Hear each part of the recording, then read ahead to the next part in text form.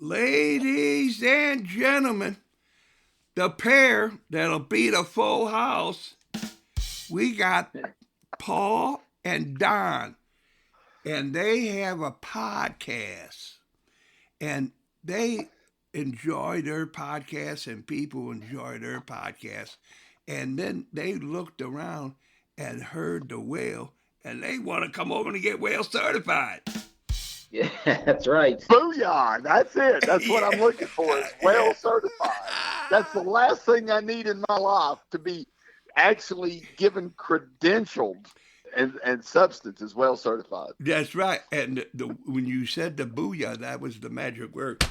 You two are now whale certified Hall of Famers. Booyah! Booyah! Thank you. That's brilliant. That's brilliant. Thank you. Yeah, baby. It only took me into my 70s, but I got it done. Right on, baby. Yeah. Yeah. And so this is the I guess the layout is that Okay. you have already stated that you're in the 70s. I'm 68, and we got the rookie over here at 56.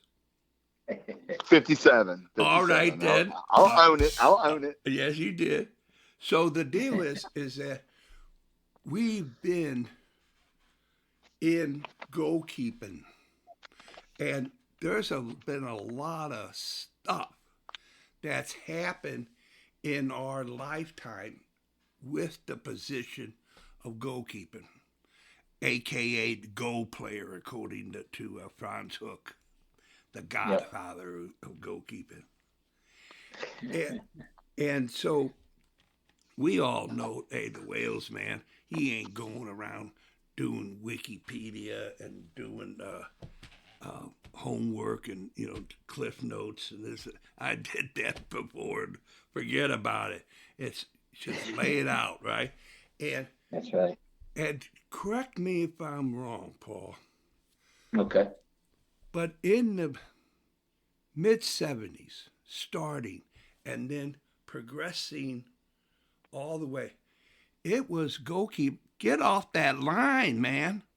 Get off that line. Get up in there. Get that cross. Get that through ball, and be a part. Stop hanging out by the net. And sometimes you would get your cleats caught up in the net, and you would be trapped. Yeah, that's right. Yeah, That's right. but It was. go. Go ahead. I'm sorry. Okay, so that's what I'm getting at, is that this has been 50 plus years in the making. And that was at the time we were talking about the state of the art, because we didn't see anybody else do that. And they said, hey man, this is the way to go. This is how you could the best save you ever made is the one you didn't have to make. Oh my God. Thank you. Yeah. Go ahead. Yeah, because of the angles, and because you're cutting off the attack. You're choking it. It's done. It's in your hands.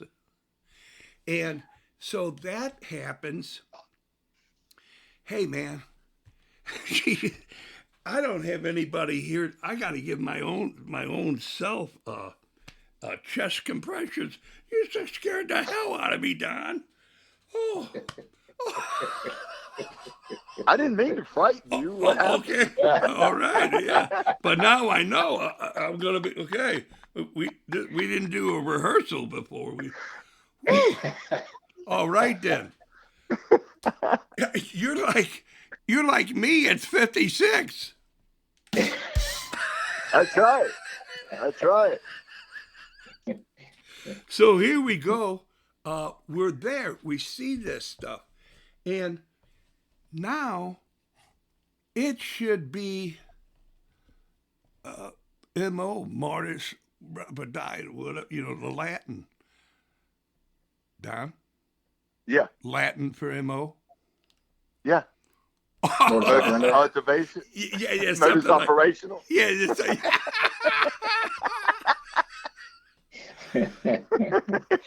So here we go. We're there, man. And Yeah. correct me, I'm, Mr. Sensitive or something, but I'm saying, well, we have to meet the position where it's at. You got to teach, the student, you start teaching when the student appears.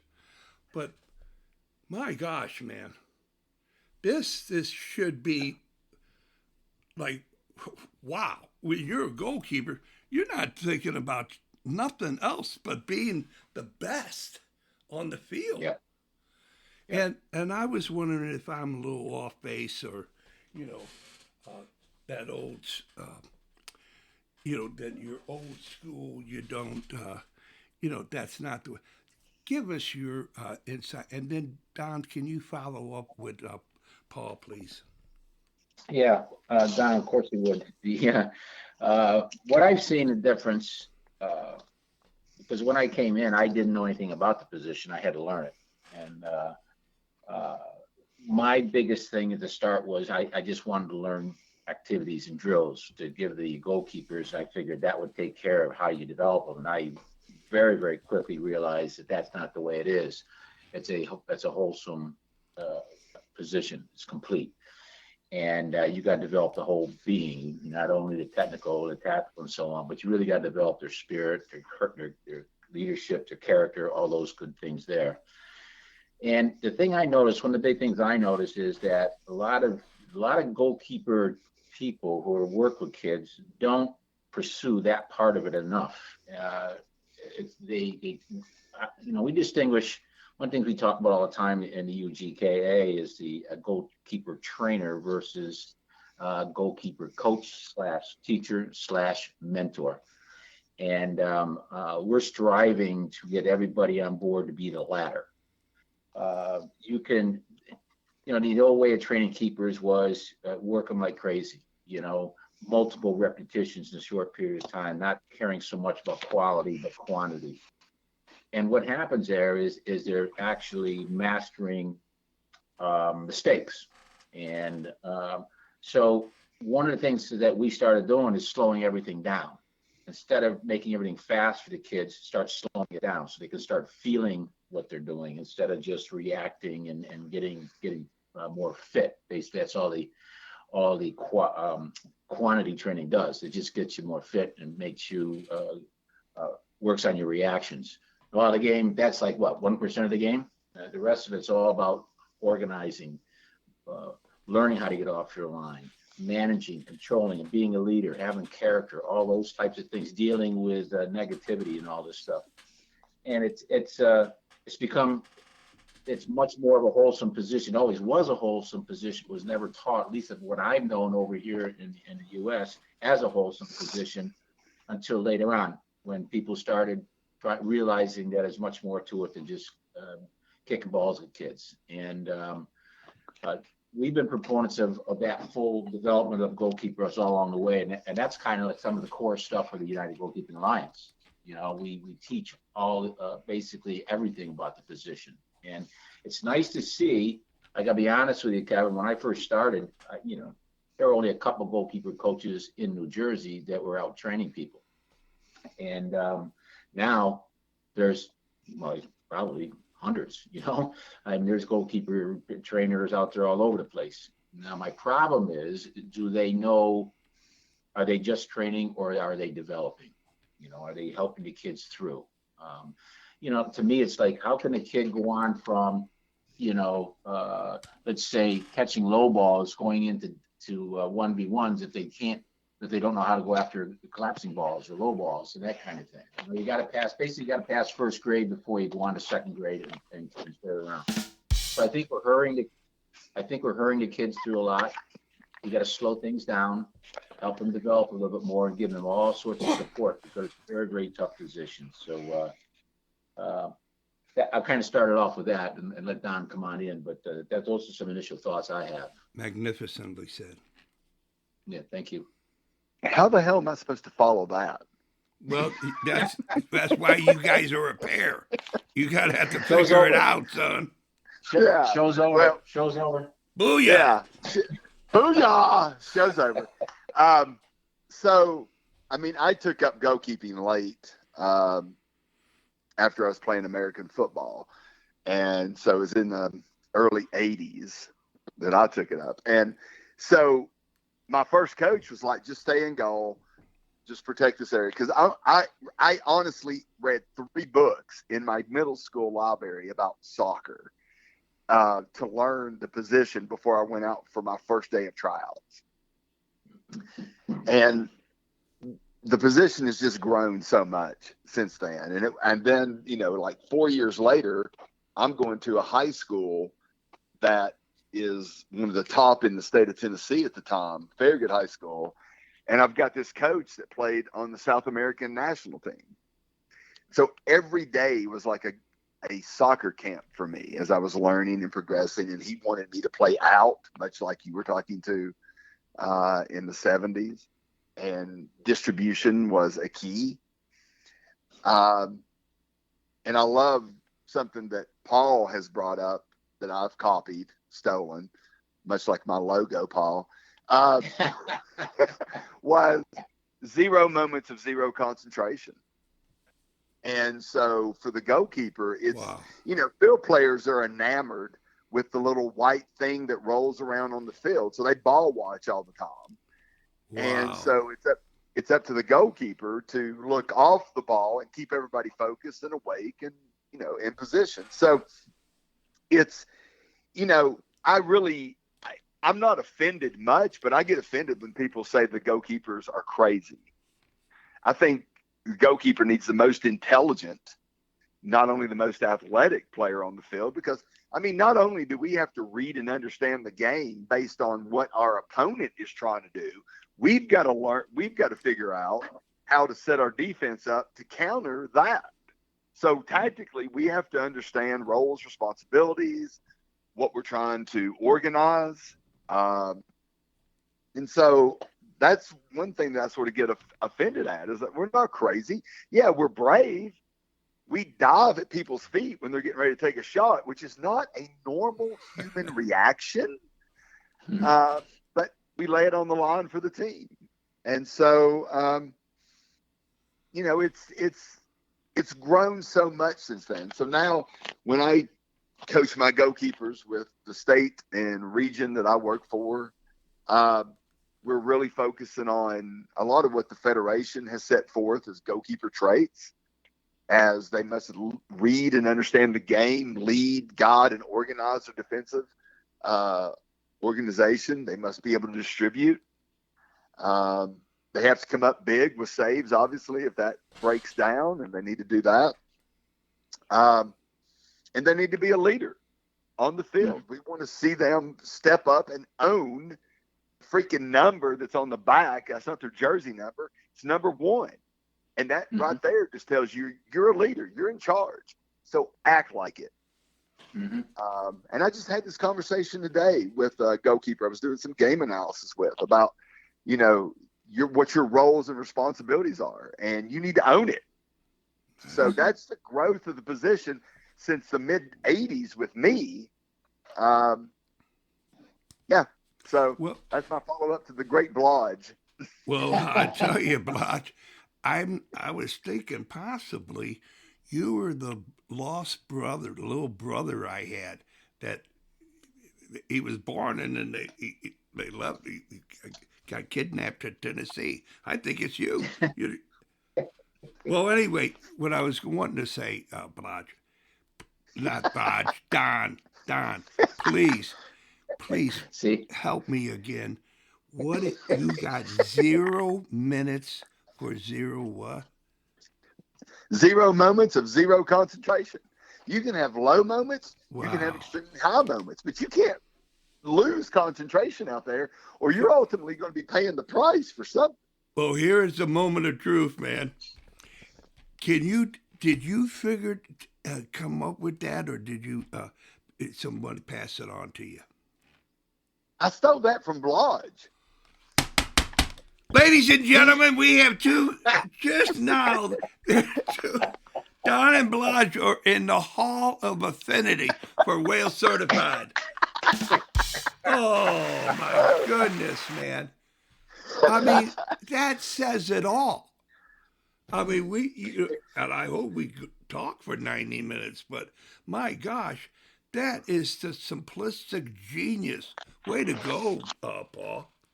Don. Yeah, that's what, I can't, when I first got into training, I needed some guidance from somebody. So the only person that I knew that had anything to do with goalkeeper training when I got into everything was Dr. Joe. Oh, Dr. And, Joe.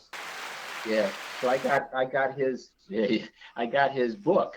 Yes, and isn't it great? And in his book, he's the one that said there are moments of high concentration, which would be things like corner kicks, walls, pressure at all, attacking scenarios. And then he said there's times of low concentration, which is when the ball's at the other end. But I didn't think that was enough. That's why I inserted there's 0 moments of zero concentration, because listen at it, genius in the works over there. Right on. Yeah, if I finally reach some level, Einstein was my hero. So there you go. There you go. Try to get. Yeah. Oh man, gosh, But that was beautiful. Yeah, thanks. But and then Don's taken it and run with it really well, and I'm glad of that, because that needs to be spread around a little bit more. Yes, the kids space out all the time because they don't understand that just because the ball's down at the other end, they can't be intense. Now, I think one of the reasons why I kind of worked that angle a lot was because I'm ADHD, and when I played, my mind was everywhere.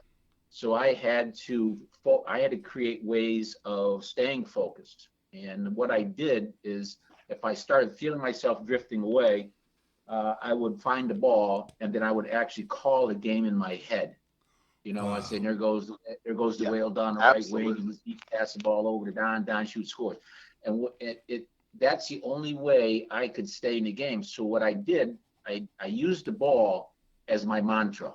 Yeah. If I felt that I was drifting away, I found the ball and stayed with it, and it centered me again. Nice. And that kind of clicked with me in my teaching. I said, well, that just makes sense for everybody as a goalkeeper. You got the ball's our most important thing. That's the thing we care about the most. Yeah. So you can never lose it. But there are times, like Don alluded, you can't ball watch all the time either, though. You got to organize. So we have the whole vision of the field, which is I don't think these kids understand that well. Is like they have the best advantage of everybody by sitting back there, and they can just learn the game by just observing, and making decisions. Here's a story for you. One of my former goalkeepers is Chris Dugan, and he's now the goalkeeper coach for Princeton Women, and he's developed into one of the best goalkeeper coaches in the country, I believe. And he had a woman there. I believe her name was Tyler. I'm not sure the name completely, but she graduated. I think she went to Gotham, and then I think maybe to Washington. I forget where she is now, but I think she had a shot at going over to Barcelona in there too. But I asked him, I said, because he had some new goalkeepers coming in, and I asked him, well, what's the difference between Tyler and the kids coming up underneath? And he goes, Tyler was always 1 to 2 moves ahead, always. So she always broke down the game, what is happening, what can I do to keep it from happening? And that's why she was so good. So I've taken that, and what I tell the kids now, I said, and this relates a little bit to the 0 moments of zero concentration. I say, okay, ask yourself this question very often, almost 10, 15 seconds. What could break down? If you're looking around the field all the time and asking yourself, and scanning the field and asking yourself the question, what could break down, then you are going to have a chance of being able to solve problems before they become dangerous into a shot. So I don't think that aspect is taught enough. So no, not at all. I want to follow up with that. That's something, Paul, you stole that from me. So we're both thieves. Okay, we're even. What if? Something I always talk to my. Yeah. Is anybody sitting on bubble wrap? I'm hearing people. There's bubble wrap, or somebody's knocking that bubble. We gotta try to Yeah, maintain. I'm not, Okay. yeah, All right. I'm not, I don't have that. I don't know, Don, you gotta be careful if you're moving things around over there. All I right. am sitting at a desk doing All right, nothing. Don. You're on. So, You're on. my That's thing one of with the my best. goalkeepers that I progress is the Federation is really stressing that goalkeepers be able to organize in all 4 moments of the game. And so I keep telling my keepers, I don't care if the ball is at the other end of the field, right? And we still have possession.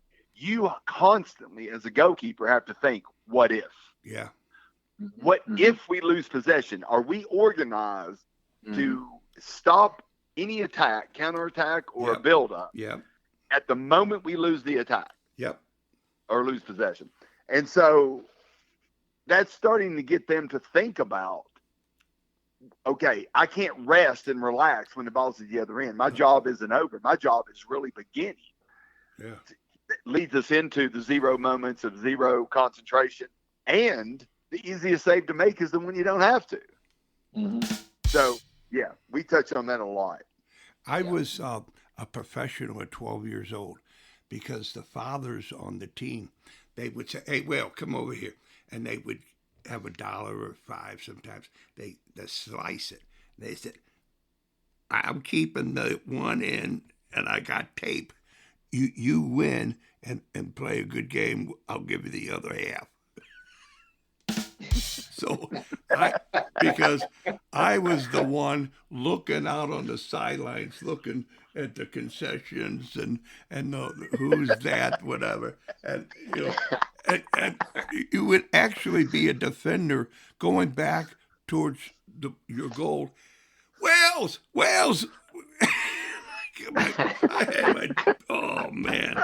So, and then that went to 1 shot, 1 goal whale, and that was the end of any exchange of money.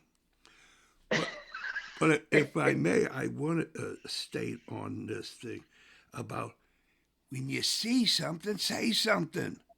Yes, thank you. Yes, if you see it, speak it. Yeah, man. Right there. Yeah, and Oh yeah. and everybody knows the language, man. You know, because it's worked out beforehand. And we have a guy that, and I'm going to lead into this, but a guy who is like one of the best goalkeepers ever in the United States of America that spent his career in England. And he's doing movies of Wolfman, the werewolf. And he's all over the place. And he talks of the ball line. Oh yeah. I mean, my gosh. Yes. We used to angles. It was in the dirt. We played in the dirt. And so you would kick out. Well, then it comes the AstroTurf. And what are you going to do? Well, the angle's an angle's an angle. And so you have the field, the box, is made to where you could put your angles from the center of the goal to that particular angle and stay on that ball line and he can't get through you. Mm-hmm. And But go. But how many kids are even taught that? I'm the director of goalkeeping for Alabama ODP, and I used to be for Florida, and I'm on the South region staff. You know how many goalkeepers I ask, do they understand the ball line, angle, arc, intersection, and all that? And they look at me like I'm speaking Japanese. And that's why you would join me in these words, UGKA, United Goalkeeper Alliance, that you, Blodge, and you, Don, are magnificent, bringing it together, bringing it up to meet the level with your podcast and your personal involvement. This UGKA has been around for 4 years worldwide, and if you can't afford not to belong to this organization. Thank you. Thank you. That's 100%.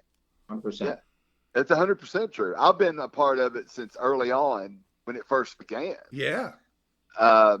when I reached out to Eric and was like, what is this? All right. And I'm highly skeptical of all goalkeeper coaches / trainers because, I mean, there's a distinct difference. But when Eric explained it to me, what they were trying to do, I was in.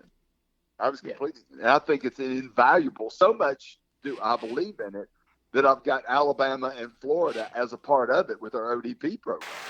Because it's just our kids, not only do I use it as a tool prior to a weekend when we train, I use it sending them information throughout, whenever we do the different presentations throughout the week. Watch this. And you've got an unlimited membership to this. Go look at past presentations. So I think it's invaluable. I think it's great. Of course, Paul's on the board. I don't get that recognition. So, but that's okay. But no one else does booah like you, baby. I mean, you own booah. Well, I think the podcast was actually Don's idea. Oh, nice. We were trying to.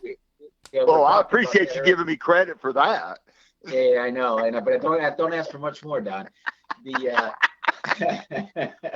But we were talking this morning. Eric, Don, and I were meeting actually prior for our call with you, Wales, and we were trying to put the history together a little bit. And I think it was Don that came up with the idea, and I think it was Don that got the kind of research, came up with the idea for Crossbar Conversations, which I personally really like because I say we listen to the whisperings of goalkeepers from underneath the crossbars, and we bring them to light to everybody else. Nice. Because there's a lot of whisperings going on with goalkeepers, a lot of things that they need that they talk about but are afraid to maybe bring it to light. Well, that's our job. Yeah. And we listen to what the problems are. We know what the problems are. We see the lack of communication between head coaches and the goalkeepers, and the lack of knowledge about what it takes to play the position. And this podcast, I tell you, it's a wonderful thing, Wales. And I know you've been doing it for a long time, and you're one of the pioneers, I would think, about it with our position. 2 years. And it's a wonderful thing that you do, and it reaches a lot of people very quickly. Yeah. And we need to keep doing it because the education is coming. Okay. We are seeing, and I got to say, and I'm going to give credit to Eric Eisenhut. Oh, absolutely. Yeah, because I think the UGKA is making a difference. I really do. I do too. And our membership is growing. And like Don said, there is, and as well as you, Wells, there is absolutely no reason why every goalkeeper should not be a member. There is no reason why clubs should not be members, because it's such a valuable resource at a ridiculously cheap price. Yeah. You have to charge something. But that's where all the balking comes in. Well, we got to pay this. We can put money somewhere else. Listen to this. I actually had a director of coaching of a club come to me and go, I was trying to get them into the UGKA, and he said, well, we can take that money and use it somewhere else and make the team better. That's exactly what he said. And that ticked me off because I said, you mean if you don't help your goalkeepers, it's not going to help your team get better? Yeah, you're playing with 10 players plus you're hoping on the 11. You have to have 11 players on that team that blend in. It's unbelievable. Yeah, it is. That's one of the reasons why it's such a great game. I always say that, I remember Bob Riasso saying this, that it's an intelligent person's game. You have to think. And that's when I started changing some of my philosophy with my goalkeepers, is because he's got something there. We have to teach them the game. We have to teach them the game. They can't just try. It's important, of course, the job is to keep the ball out of the net, but there's so much that goes on that can keep the ball from even getting to the net if the goalkeepers are taught what to do, how to do it, what to think, and learn how to observe and figure things out. The game is sequences, Wales. As you well know, the whole thing's sequences. It changes all the time. Now, one of the things I've done with my goalkeepers is when I train them, I train sequences in the training sessions. For example, let's say I'm the goalkeeper's working. Wells, you serve a ball to my feet. and I pass it back to you, 2-touch, and I do some footwork pattern. I go over to Don. Don volleys the ball to me, and I distribute the ball back to him.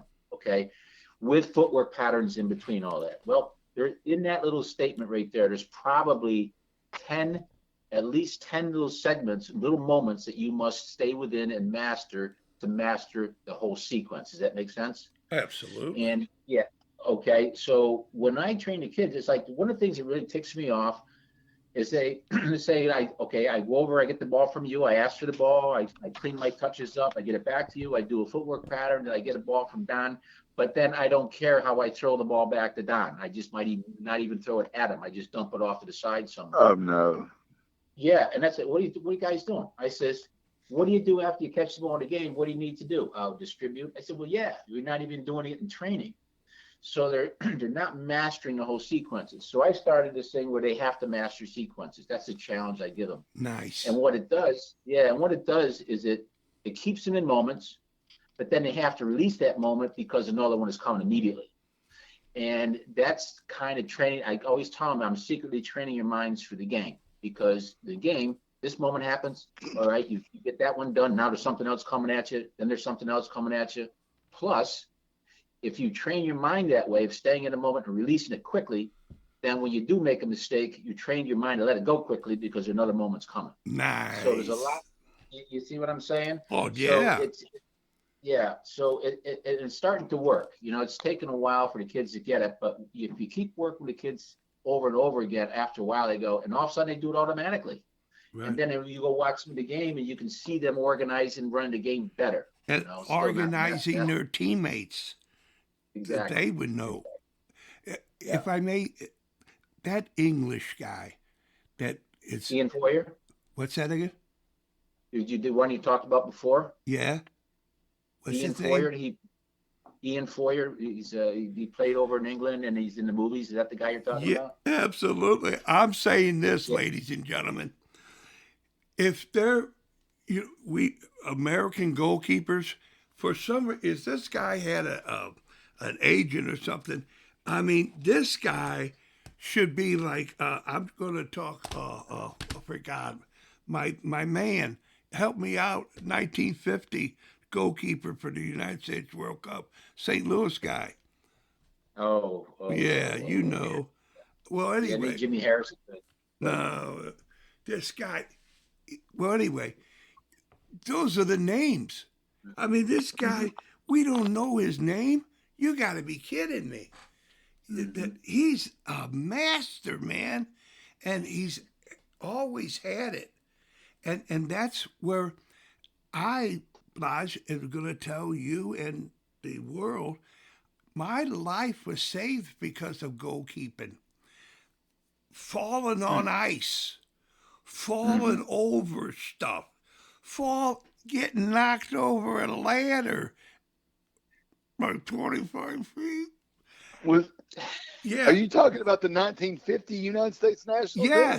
Yes. Joe Gatchins? No, that's the player. We're talking goalkeeper, baby.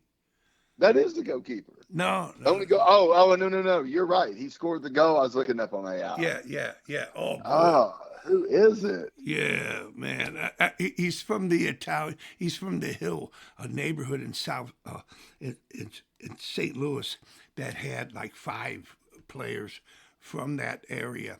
And Frank Borgi? Oh, booyah! Booyah! Booyah, baby!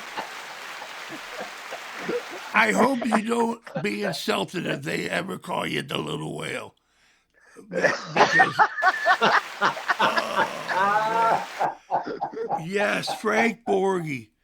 And he ran a funeral home. And they said he was the nicest gentleman you could ever possibly meet. And he would take care of families at that time of the stressful situations. But and his teammates adored him. The opponents even liked the guy. It was hard not to like this guy. Because the position and the game, it reveals character. It doesn't build it. Yeah, absolutely. Yeah. And lastly, to let you guys go, is that this whole ideal behind being the position. This is where we're in. Who ever heard of a good team with a bad goalkeeper? I mean, and we are going up to tick tock before the World Cup, and there's not a number one. There's not a zero because he. I mean, I'm going to say it. Call me nutty, but I'd rather have the woman goalkeeper come in and play in between the pipes than to have this riffraff. Who are these guys? Are you talking about? Are you talking about Freeze and Turner? I'm talking about the whole lot of them. I'm talking. Yeah. I can't remember. But the last time there was a goalkeeper that I admired. Howard. I admired. On the men's side. Admired.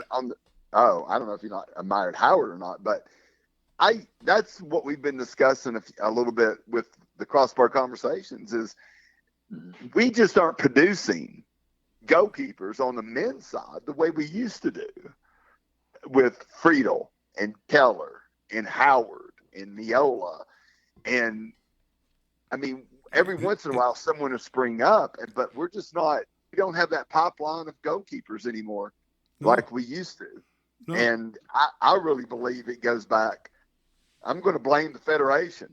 Amen. You've done a poor job of goalkeeper education within your coaching license curriculum. And I'm a Federation coach educator staff.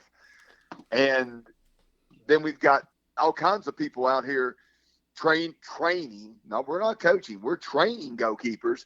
And they think unless the goalkeeper's jumping around like a fish out of water, that's not a goalkeeper training session. It's like, are you kidding me? Yeah. So Dino Zoff. Gordon Banks. How so cool and calm and collected they were. Mm-hmm. I didn't see the Russian guy, but he was pretty something. Liv, the only guy who was the player of the year, the Boyan. Because I chop it up, Don. I'm sorry. That's okay.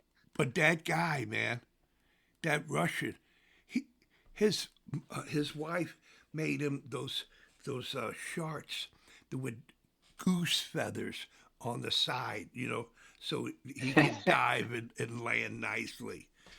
And he had the Kroger on. I mean, that guy looked like a goalkeeper. And we got these guys, and Dino Zoff with the collar, he was like an Italian Renaissance man. And Shep Messing, oh my God, well, he was magnificent. But Shep Meyer, I mean, and it goes on and on. Those Argentinian goalkeepers and even the Brazilian goalkeepers, they had some style, some substance, and that's what it really has given me. I kind of like, I'm sorry I have a microphone in front of me. I got off the beaten end, but this is what has been wrapped up in my heart and gut and mind. That this and the fresh air of United Goalkeepers Alliance, the reason for the vision for it, the methodology of it should be on reproof. Nobody should say a negative word about this thing. I mean, appreciate that. That's for sure. Yeah, and you guys have got to make the muster, and you do it. You meet the standards every day, and you push the standards, and that's legit. But man, for anybody knows about soccer, saying, "Hey, we'll forget about it," holy mother of God, 11 people. And you're only going to play with 10. Yep. Yeah, thank you. Well, we on tomorrow actually we are bringing on Tim Mulqueen onto our Crossbar Conversations. Nice. And yeah, Mulch and I have been friends for a long time, and he came and did a seminar with Dean Koski from Lehigh, and they did it in Bethlehem, Pennsylvania, and Dean brought in Mulch to do the goalkeeping thing, and I went and saw. Now I hadn't seen Mulch in maybe 10 years because he was off doing stuff with the with the national team. But one of the things he said at the end of his presentation that Mulch said was, who's the next goalkeeper after Tim Howard? That's what he asked. He says, where are we going to find him? And it still hasn't come yet. No. And like you say, we've got, like, I'm just looking right now, the goalkeepers for the World Cup roster for 2026. They say the locks is Matt Freed. Then you got Chris Brady, Klinsmann, Schulte, Steffen, Matt Turner. And then you got 3 or 4 more people just on the outside. And what are we? We're very close to the World Cup, and we don't have. And Charlie Inverso, I don't know if you know Charlie Inverso or not, but Charlie Inverso is involved at a national level. And he said the same thing. I saw him at a function a couple of weeks ago, and we were talking. He goes, Blodgett, who do you think is going to be the starter? And why are we even asking that question this close to the World Cup? Yeah, thank you. You know what I'm saying? Yeah. Yeah. So, yeah, it's like, I don't know, Charlie. I mean, it looks like it's down probably between Freeze and Turner. But to have us, and then think of these guys. I mean, how are they going to prepare to go into the world stage that it is at that level without knowing yet that they are the ones that are going to be the number one? Why do they still have to be battling it out right now? Why don't we have that person that say, listen, I'm it. Everybody else, you guys are chasing me. That's the thing I loved about the guys like Tony Miola, Friedel. Yes. That's definitely Tim. I mean, yes. They stepped on the field and said, nobody's taking it. I got it. You're right. Nobody worry about it. Yes, right. And it doesn't happen right now. And I don't get that. So to me, that has to come with how we're developing the goalkeepers. I mean, there should be no question. We have some of the best athletes in the bloody world, and we can't find somebody to take over after Tim Howard came in and to be a lock like Tim was and like the people before him. I don't get it. I really don't get it. So that's another reason why UGKA is so valuable, is because we are trying to figure it all out. And we're trying to present things to people to say, we need to support this position. We need to develop it. Change is needed, as Eric says. Change is needed. And the one thing that we're doing through the Crossbar Conversations, and we're advocating, pushing to change for change on all levels, and we're doing it without caring about what people think. One of the things when we put together this idea for the podcast, when we were all three talking about it, is that we said we want controversy. We want people to come on and nice. Start to. That's what Ian Foyer did. Ian Foyer was brilliant. When he came on, he went right after the head coaches. Yep. Right after him. And he got a lot of kickback for it. And Ian said, I don't care. It's got to be said. So finally, there's another platform that's going after things that need to be talked about. Goalkeeper culture. We're still trying. This is what amazes me, Will, as long as you and I have been in the game, and Don as well, that we still don't have a goalkeeper culture in this country. Yeah. Everybody is at so many different directions. Could not find them. No. It's like, it's ridiculous. Why don't we have a goal? And no thanks to the Federation, because they haven't given us guidance how to go for one. Nope. No.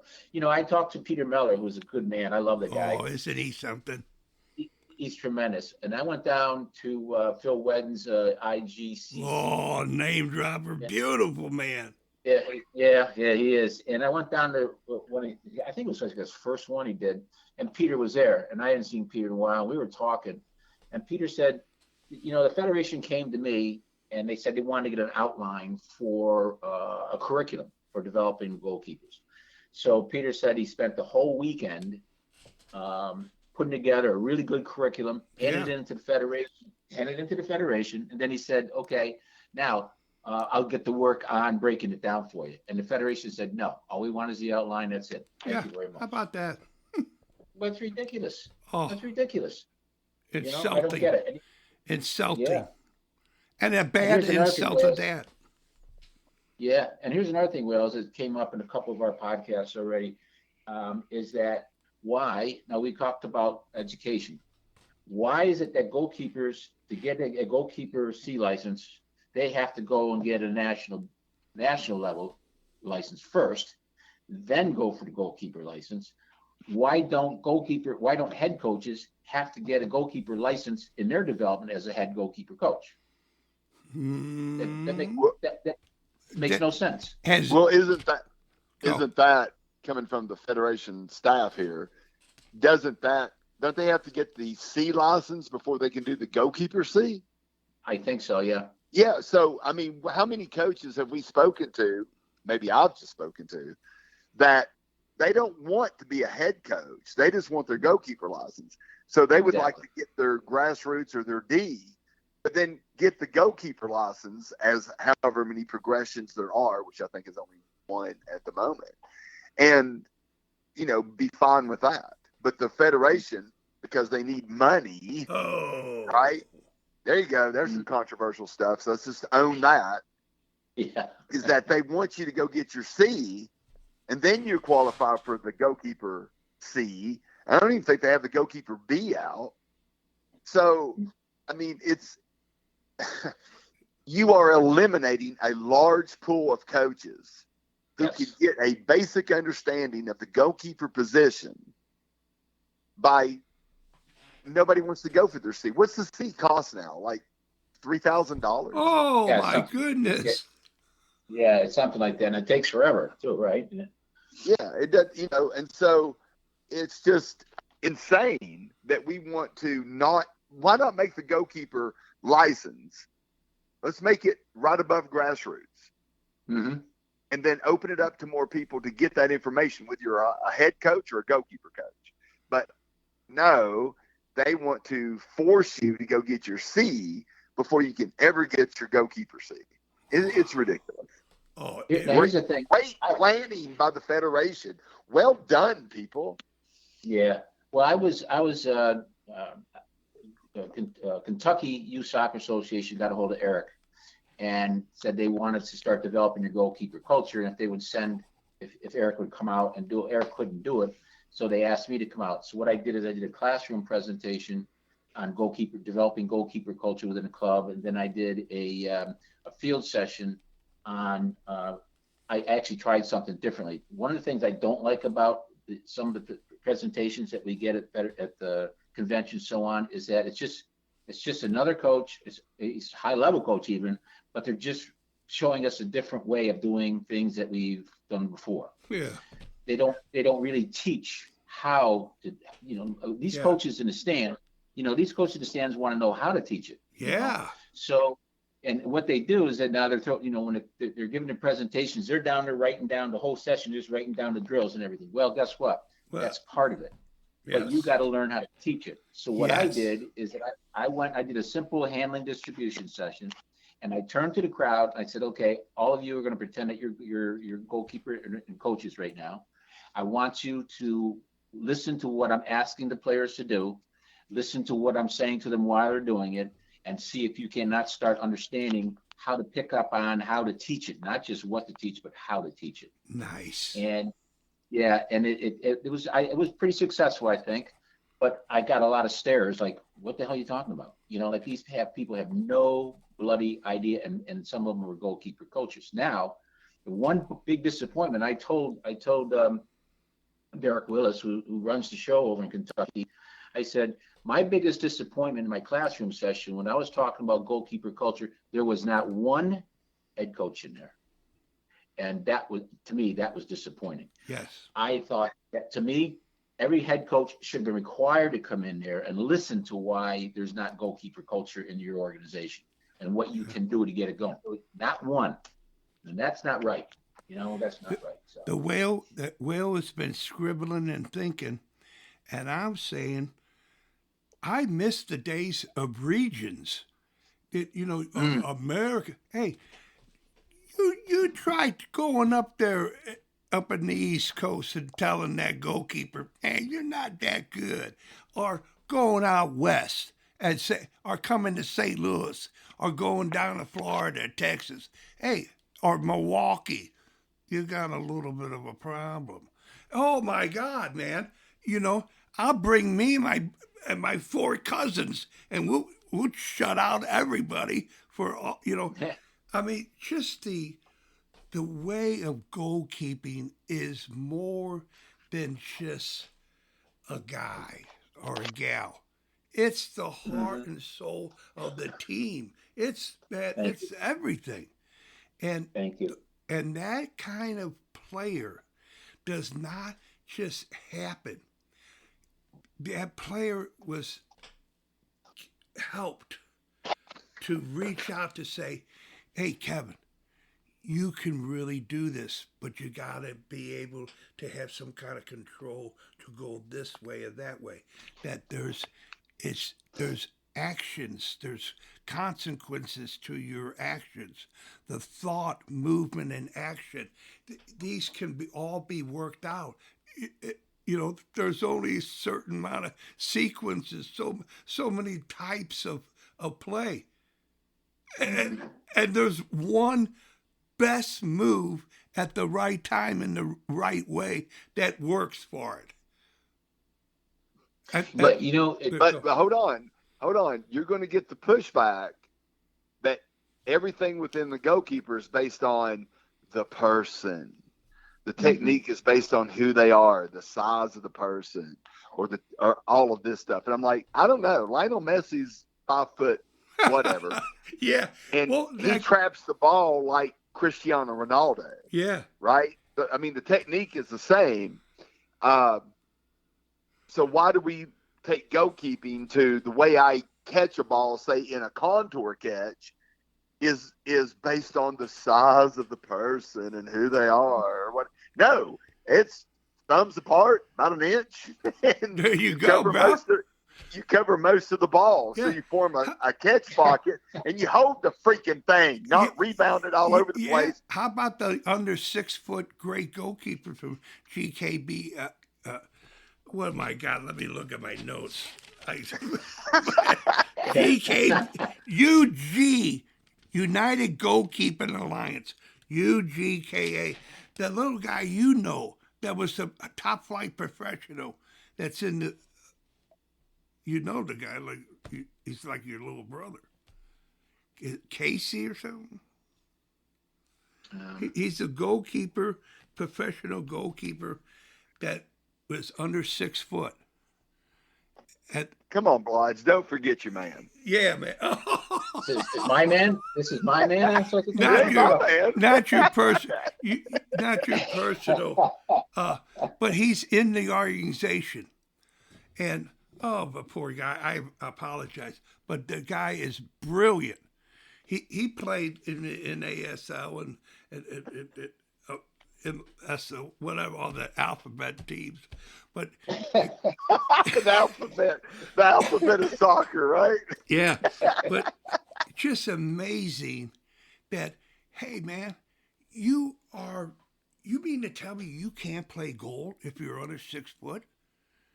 Well, just like the Red Bull goalkeeper Robles was like 5'11", and he had a 15-year career or something like that, and had all sorts of records, and he was under 6 foot. Yeah, what was his name? I mean, Robles. Robles. Yeah, no. Yeah, Robles. Yeah. He was okay. Yeah, this was a real humble, Caucasian guy, with short hair, and just a tempered thing. And when you got him in on the field, the man was like, "There's no way you want to hit it up in the top 90. I know where the spider lives. I'm gonna get it. You try to go around me. There ain't no way." Yeah. And go ahead. No, go ahead. Well, no, it was Luis Robles who played for. Robles. Yeah, he played in MLS for the New York Red Bulls, and then enter Miami. Yeah. He was a wonderful goalkeeper. He was like He was goalkeeper very of the good. year a few times with the MLS. Very good. Yeah, very good. He's great. He's 5'11". But here's the thing, going back to Paul's point earlier about who's training our goalkeepers. You know, a lot of these clubs at the youth level are bringing in these young college coaches and training them. And they're like, well, you ask them, like, why are you bringing in a college coach? And what's their experience? And they go, well, he's played. I'm like, my argument is always this, and I never get an answer. I get a look of bewilderment on their faces. You know, I took calculus in college too. That doesn't mean I could teach it. Yeah, exactly. And so, again, it just becomes a drill in which you see so much on social media now, where goalkeepers are flying around like circus monkeys, instead of teaching them the real roles and responsibilities of the position. And that's been that way for a while now. And maybe that leads into why we can't name a number one. And why I am very open-minded to growth and belief that there are different ways to do things as we go on, maybe better ways. Sometimes the old school ways are not so bad. No. Yeah. And so teaching proper technique. And let's not forget the most important part of goalkeeping, footwork. Because if your feet can't get you to the shot, your hands don't matter. Very true. And Very true. nobody talks about footwork. Keep preaching, And baby. And so they're running around the goal, you know, all over the place. I'm like, would you actually use that in a game? Yeah. Right? You know, so again. Well, Casey Keller, when I think Casey Keller at one point won was a top goalkeeper, top player in the United States Soccer Federation, got the award for it, which is wonderful to have a goalkeeper win it. Yeah. And I remember him in his interview when they were talking about it. They said, like, what did you do? Why do you think you were so successful? And he says, well, first of all, I think he was like in his 30s, obviously, but he goes, there's no situation that occurs in front of me now where I don't know where to be or what to do. Nice. And he said, there it is. And then I actually had a chance to see him, talk to him when he was over, I think it was in Spain, and got a chance to sit down with him after the training session. And I asked him, I says, you know, what is your week like? He said, twice a week, 45 minutes each day, twice a week. I do nothing but footwork, nothing. Wow. So he was so, you know, he could get the spots. And Tim Howard, I was telling the goalkeepers last night that one thing I love about watching Tim Howard when I was with his camp, one of the directors of his camp, was watching him perform. His first step and second step were so powerful, so quick. Yes. It was amazing. I mean, I sat there in complete awe at how amazing it was. Yes. And you know, he worked his butt off. He was a gifted athlete anyway, but you know, he just worked and worked and worked to be the best that he could possibly be. So, you know, footwork, right? With the footwork, that's why everybody wanted to sign my dance card at dances. Is that they, man, this guy knows how to move. You know? Oh my God! Yeah. Kevin, that's what I tell my goalkeepers is like, if y'all can learn these moves, all the footwork skills that I work on, I'm like, you're going to be a hit at your senior prom. Absolutely, baby. Absolutely. Yeah. And how, That's beautiful. you know, how to talk, communicate, you know, the vocabulary you use and how you pronounce it. You know, I mean, it was like when you're behind the guy, you know that this guy's going right for like 3 or 4 feet, and then he's going to cut it in. You know it. He knows it. But your defender doesn't know it? No, man. And that it came to where the guy's got his back to the goal. Hey, he's in front. He's 7 yards from the goal line. Get your butt out there, and when he turns, you smother the ball. You know, he doesn't know. He doesn't have eyes in the back of his head. Right. Right. You're talking crazy, Kevin. You're talking crazy. Why should we ever teach them how to read the game? Whoa. Yeah.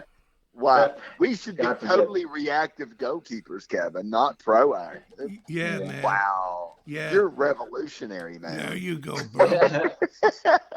Well, you know what though? I blame head coaches a lot in what you're just talking about in regard to like the defending and the goalkeeping, because they don't, in a lot of cases, they don't teach a defensive organization. It's all about attack. Oh, absolutely and then, not. And then these kids are in goal, and we ask them to try and organize defense, and we try to teach them what to look for, but they're trying to communicate to the players in front of them, but they're not getting the support. The players aren't doing it because they're not getting the support from the head coaches to listen to the goalkeeper. Wow. You know, and that's a problem. And I'm trying to think who is it's that I work with.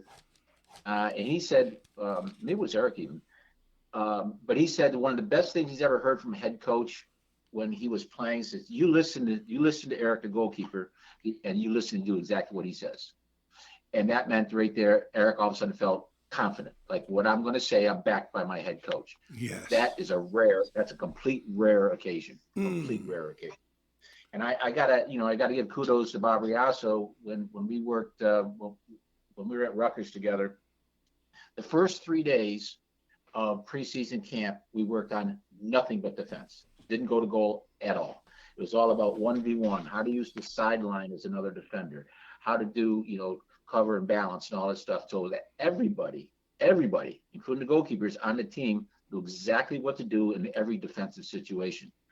And we're going to have Bob, and actually we're working to get Bob and Lexi Lawless on the Crossbar Conversations, which will be wonderful. Nice. And but Bob told me this stat that in 150 straight games where we scored first, didn't happen to be consecutively, but in 150 games over so many years where we scored first, we never lost.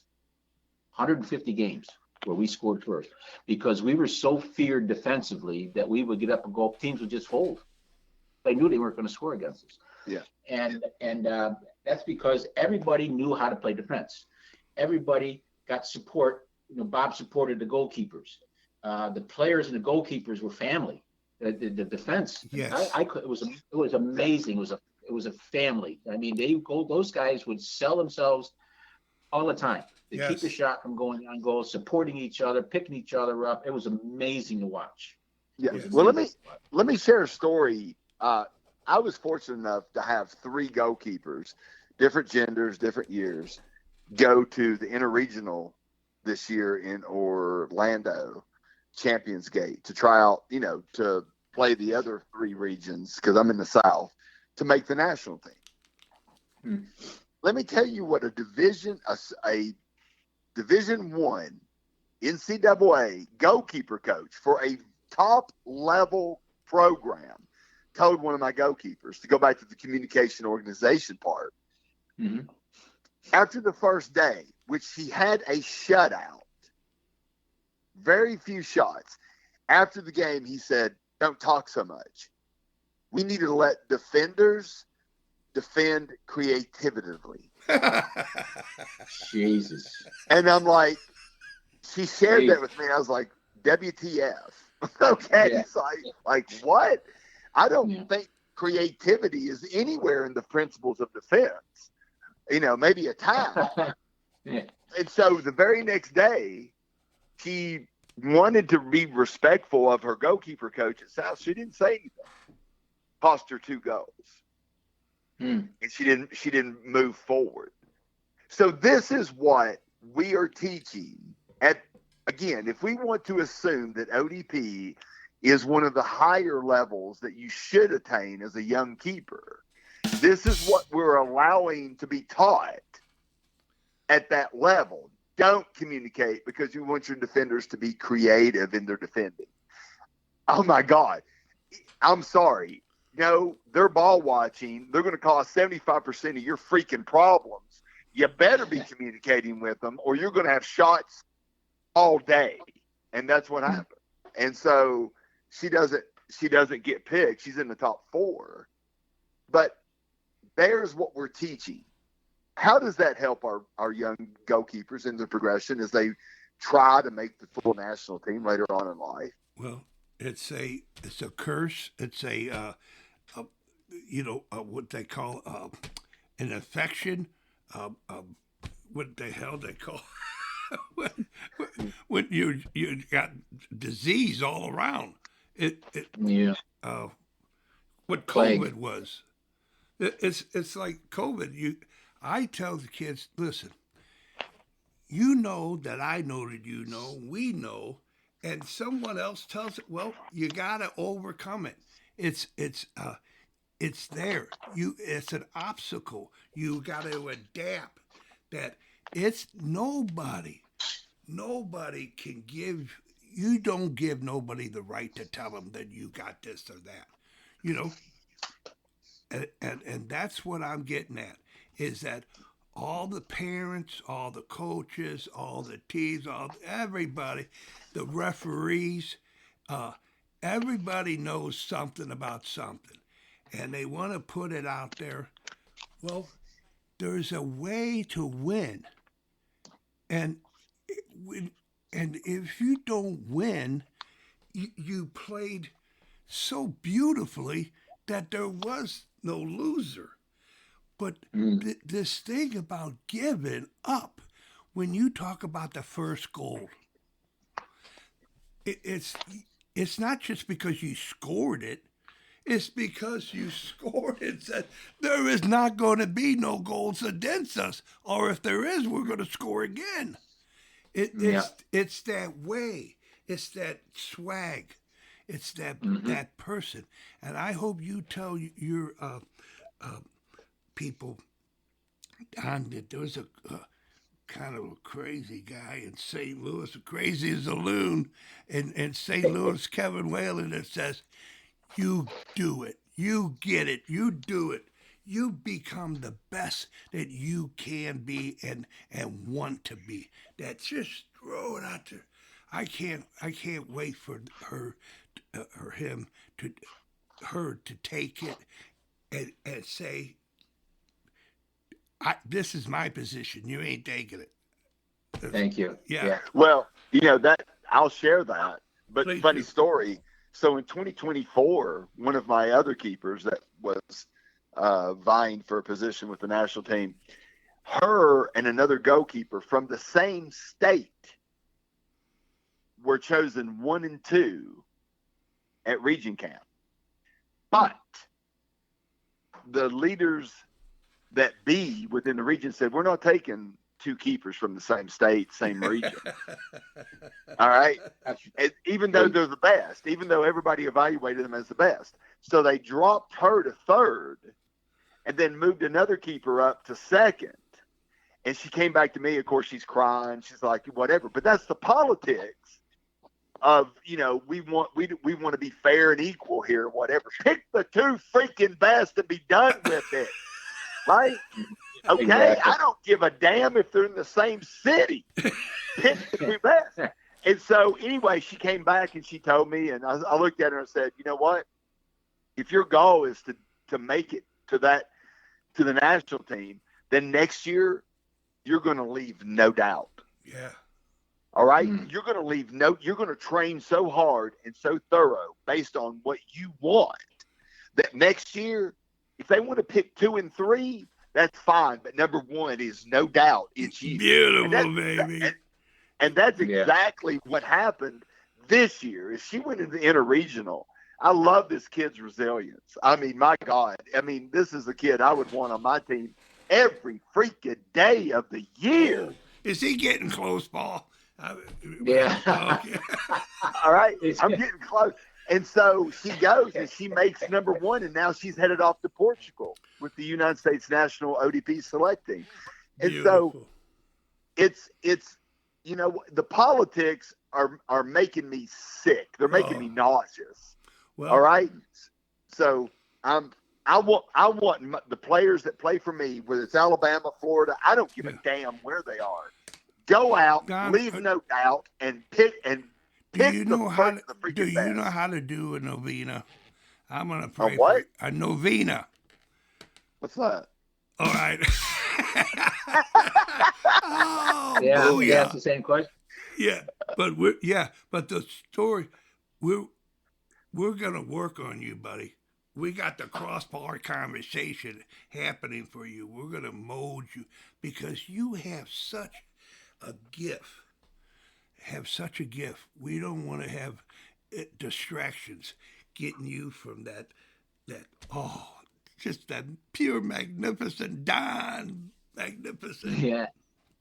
Hey, you get them fired up, man. You get them fired up, and you won't get a word in edgewise, man.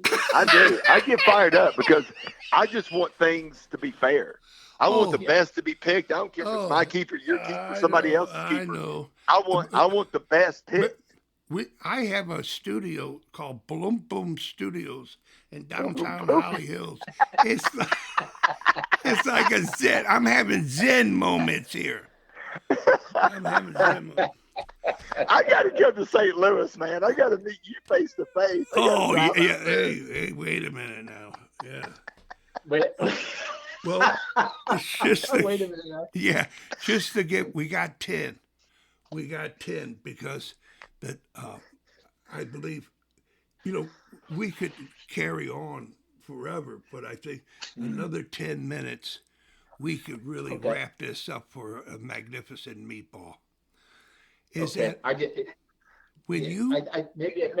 can throw one thing in here to finish it off a little bit. Throw it, Paul. Throw it.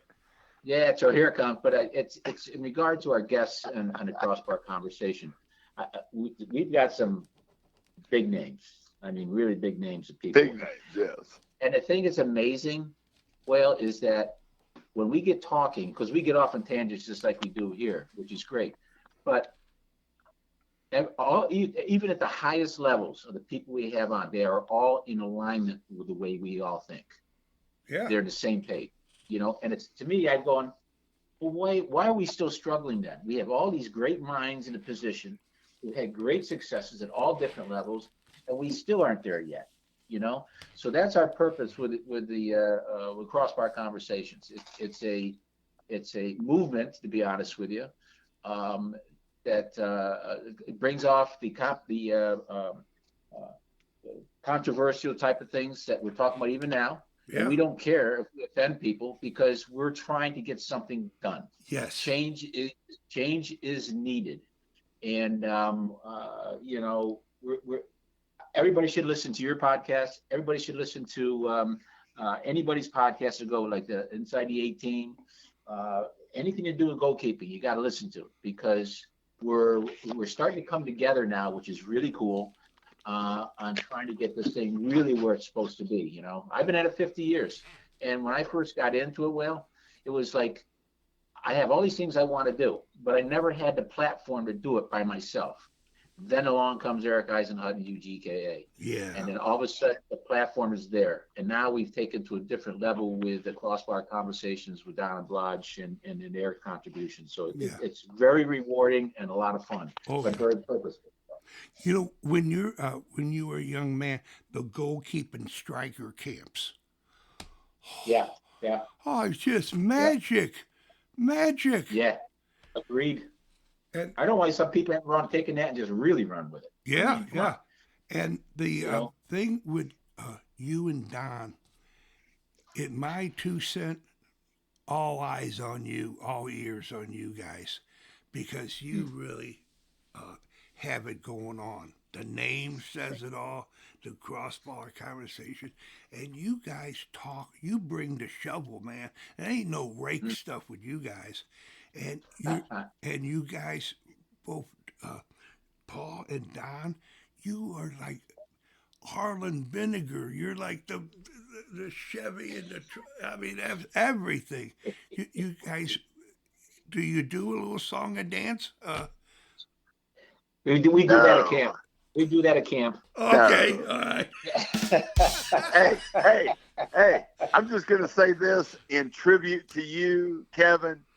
The dude abides. Oh, baby. Baby, yeah. Oh. That's great, Don. Yeah. And, beautiful, baby. So, hey, listen, Kevin, have you signified yourself as Wales certified? Because if you don't, you got to be, man. I think that's a given. I don't, Paul. You make everybody. I'm thinking like he's at the top of the pyramid. Yeah, no, I'm just being facetious, but I've never, Boom. Well, number one, man. Oh, baby, yeah. And that's why I didn't bring out all the stuff on you two guys. Bring it. Because I want everyone who listens to this, anyone who will in the future meet you, to research you two guys and to know the depth of reality that you're coming from, and that you to really make it and mix. And you, correct me if I'm wrong, but you two guys, if you had a young goalkeeping woman or a goalkeeping man say, "Hey, what do you think with this? What do you," to go back and forth with you to say, "Help me help you." Mm-hmm. Is that I think you would, you say, "Thank you, man. I love this." Because that's what you want. It's all about the GK. And now we're going to call him the goal player, maybe. But it's all about that.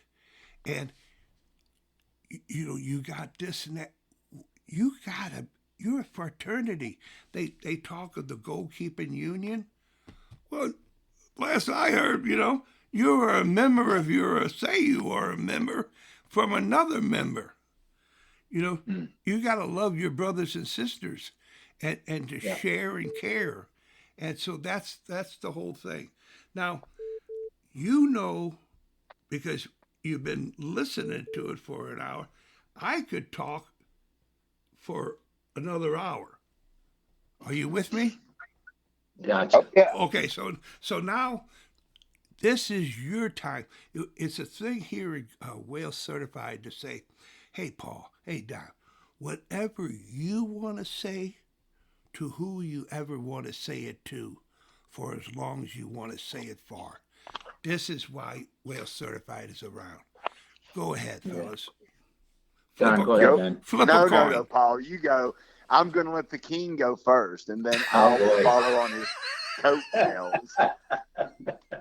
I'll try and leave enough time now, Don. Yeah. Well, I always approach the position like, people always say to me, "Why do you train goalkeepers?" And I say, well, first of all, if you can handle the ball going between your legs, if you can handle things like that happen, if you can handle the upper 90 save, the fantastic thing, if you can handle that in a proper way, if you can learn to communicate, if you can learn to be a leader, and if you can have character, then you're going to be okay in life. And I honestly believe that. That's why I train goalkeeping. I don't know of a better position in a game, any game, where you can, by helping mold these kids to be able to handle all those things, good and bad, plus the character, the leadership, and all that, and the communication skills, if they will be okay. Yeah. I mean, they will be okay in life, because that's what life is all about. Is you're getting blindsided, but you got to learn how to deal with things. You got to rise up above. You got to be a leader. You got to step in a room and have presence, for crying out loud. You got to walk on the field and have presence. Nice. So that's why I do it, and I think, and I know that's why Don does it, and that's why UGKA exists, and that's why Crossbar Conversation exists, because that word needs, that and other words that we're talking about need to get out and need to be adhered to. So that's my spiel. What a spiel! I got a lot of brooms in there too, man. That got me fired up. I kept going. It was like feeding me, man. That was good, Ken. Thank you. Well, yeah. I mean, that's one, we work off of each other. And that's the beauty of it. That's what forwards do. To midfield, to defense, to goalkeepers. We're all together. It's 11. Yeah. Yes, it is. Thank you. We're all ones. We all come out to be one. That's right. That's right. I just thought of that. It just came up. That's good, brilliant. Oh. That is brilliant. We will put that right on top of the philosophy mountain right there. Yeah. That's good, man. You want to be a one? Get on a field. Be a team member. That's right. That's right. Stop being a chicken and step into a real position.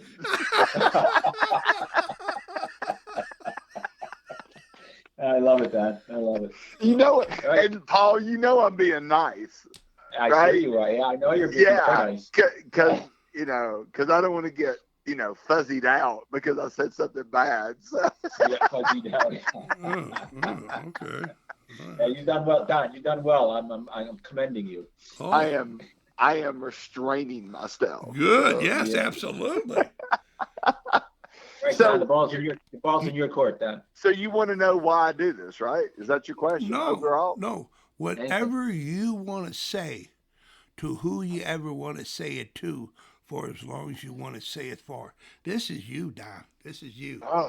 Oh my God! I wish I had my Latin. You're the reason for well certified at this point. You're either dead airtime or you're putting something on it. Look, I'm well certified for infinity according to you. So I wish my Latin was more polished. But anyway, but I mean, the real reason with the UGKA and me has been consistent. I'll honestly say, from the time I was a young coach back in my 20s to now, I'm 57, has always been, well, early on, it was about winning. It was about results. And as it's progressed, it's been more about the whole person. And it's been so much about who you become through this position, because I've learned, through the untimely passing of the young goalkeeper at Stanford, Katie Myers, I believe is her name. Yeah. And everything that, we're a unique individual group. Mm-hmm. And honestly, as a goalkeeper coach, it's far more than running any drills or serving balls. Let the trainers do that. Okay. Eventually those goalkeepers are going to want to coach. It's really about developing the whole person / keeper. Mm-hmm. Right. I mean, the communication, organization, decision-making, presence, and understanding of the team's defensive philosophy, identity. I mean, that's all part of it. But let's get down to it. The X's and O's and all that, that's the easy part. I really want to see young people really excel at being a member of the biggest team ever, and that's the human race. Mm-hmm. And being part of a contributing member of society. And I think there's so much about goalkeeping that really helps you with that. And this goes far above politics. Otherwise, just can we be good players / good teammates / good people. Mm-hmm. And I love the position. And honestly, I learn just as much from the goalkeepers I train than I do from anybody else. Yeah. Mm-hmm. And so it's just a unique relationship that we are fortunate and should be appreciative that we have, that we're aligned and we're collaborative and invested in that position. And let's be honest. Look, you can't play the freaking game without a goalkeeper. My God, if the goalkeeper gets a red card, somebody's got to go in. They ain't going to just let the goalkeeper stand, back there with nobody, right? And so I just really wish, and through the UGKA and people like you, Kevin, that are and Crossbar Conversation, that we're getting the word out, that the value is found. That you literally, if you have a great goalkeeper but on a bad team, at least your team will be good. But if you have a bad goalkeeper on a great team, it's just going to be bad. Mm-hmm. But then the rest of it is, let's turn out good people, right? Yeah. Solid teammates, solid people. And I just, that inspires me. I always say this, a coach's success is based on our players that we train success. That's it. Mm-hmm. That's it. You know, if we're doing a good job, they're gonna have success, and that ultimately should be our goal. Let's see them succeed. So that's all I got. If that's good, great. If it's not, I'm sorry. No, yeah, those. Bravo. I got goosebumps, man. That was really something, man. I mean, Great. Jesus. I mean, it really is the essence. Yeah. I think you have captured the essence of the whale. Yeah. That was my goal.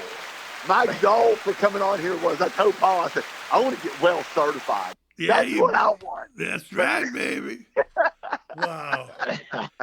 Gentlemen. So all the above people we mentioned, I hope they say, hey, let me get out there and say something on Whale Certified's behalf. And I hope that anybody, it would be a fool not to try to get on a crossbar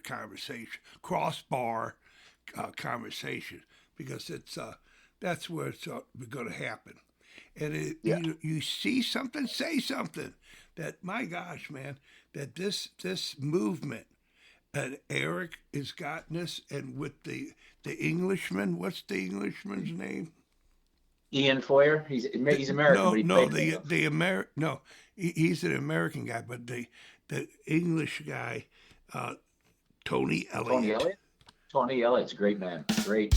Oh yeah. Oh my God. We had him on recently, didn't we, Blodgett? Man. Oh, he's great. Oh, caring and sharing, man. And Mark Linton. I mean, holy cow. You know, and then, you know, you got Franz Hook, you got this guy, that guy. We're all together, man. It's really, we're all brothers and sisters. And it's just an amazing thing. So I hope that we'll have another conversation. This is a start of a conversation that will build up to see.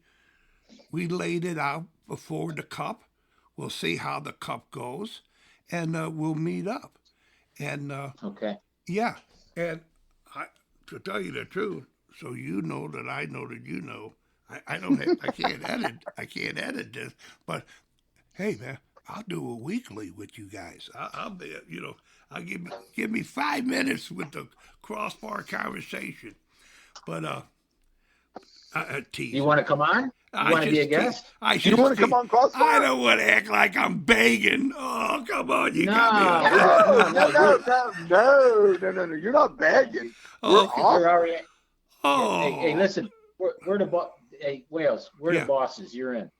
Okay. All right then. Love to have you. Oh, that'd be wonderful. You know, and I got documentation. What do we call that, boy? Top bar certification? Crossbar. People have said, yeah, you can use my name. They said Kevin Whalen is upper 90 crossbar certified. Oh, baby. Kevin Whalen's up where the spiders live. Oh, yes. So all that, it's the movement. We're in it. We're there, and it's going to happen. So the best to you and yours. It's been a blast, man. And I'm coming up close to the 500 episodes. And wow. Yes. Wow.